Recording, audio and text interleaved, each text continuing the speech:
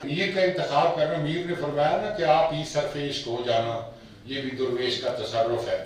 تو یہ جو کام کرتے ہیں، میرا کہنے کا مقصود یہ ہے کہ وہ اس میں یہ سب خرچ ہوتے ہیں، اور پھر ان کے جو رویے ہیں وہ اتنے انسان دوست رویے ہیں، یعنی کسی بیمار کو جب سنتے ہیں تو اس کی عیادت کے لیے یہ چل پڑتے ہیں، جب کوئی تقریب ہوتی ہے تو اس تقریب میں یہ خوشی خوشی سے شریک ہوتے ہیں۔ یہ میں یہ سمجھتا ہوں کہ ہمارے وہ جو بغض اور عناد اور مختلف نفرتیں اور مختلف طرح کی جو فضا ہے، اس میں ایسا کھلا ہوا آدمی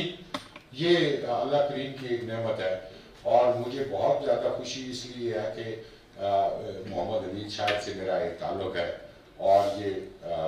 ہمارے عہد کی برکت ہے کہ ایسے لوگ، ایسے شاداب لوگ، ایسے زرخیز لوگ، جیسے ابھی ہمارا نے کہا کہ وہ نئے لکھنے والوں کی حوصلہ افزائی کرتے ہیں، تو میں نے دیکھا یہ نوجوان جو شاعر ہیں ہمارے،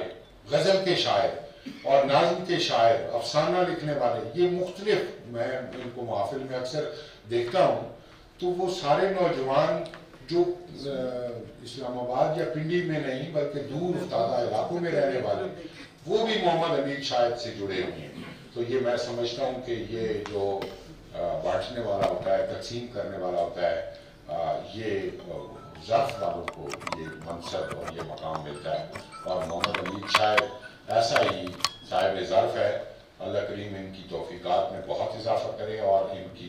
عمر میں اور ان کے سارے سلسلوں میں برکتیں دے۔